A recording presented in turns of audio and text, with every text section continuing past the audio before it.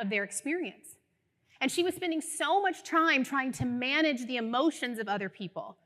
And you can't do that because that's the quickest way to lose sight of your own character.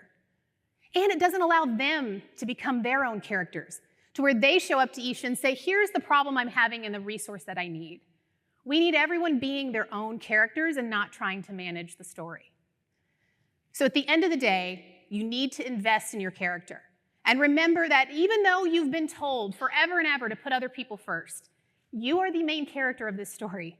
You can be the hero, you can be the villain, you can be the love interest, I don't care, but you are the main character, so invest in it. The second thing you have to look at is emotions. And I think a lot of times women get called emotional, which is very unfair. And then we realize, okay, I don't need to be emotional, so I can't express emotions. And when I can't express emotions, it means I actually don't notice them or know how to process them. The function of emotions is to drive rapid behavior. So anything that you've done in your life was driven by an emotion. You just may not have known it. It may have been out of fear, it may have been out of disgust, it may have been out of happiness, it may have been out of anger. Whatever the case is, people come to me and they're like, oh my gosh, I don't like how my life is going, or I don't like how my career is going, I keep making these stupid decisions. Right, but what were the emotions behind those decisions? And they don't know. But it's one of the easiest ways to make your life make more sense and to have more interesting plot lines is to know that your behavior is being driven by these emotions. So here's what you got to do. You got to ask yourself, where do I feel this in my body? So my client, Julie, is the CEO of a pretty major nonprofit. And her big issue, her current issue, let's say that, is delegating.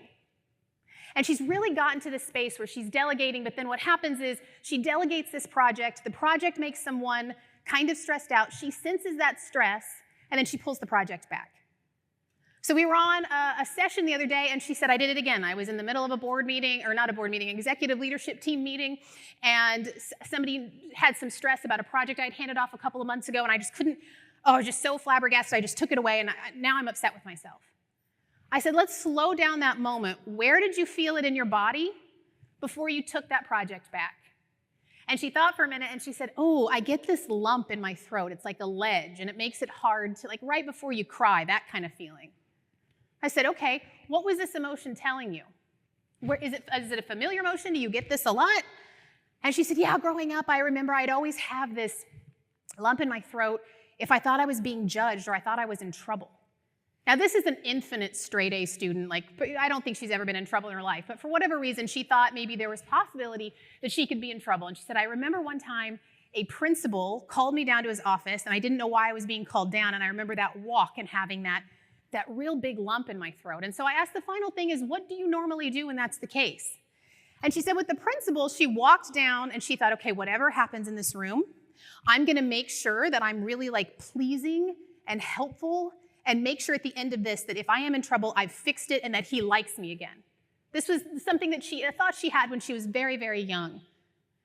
So what did she do right when she felt that emotion in that meeting? She didn't want to be judged. She didn't want people to look at her and go, why would a leader give this, why would they delegate this? So she took it back. She couldn't stand that feeling. And I told her freedom is the space between stimulus and response.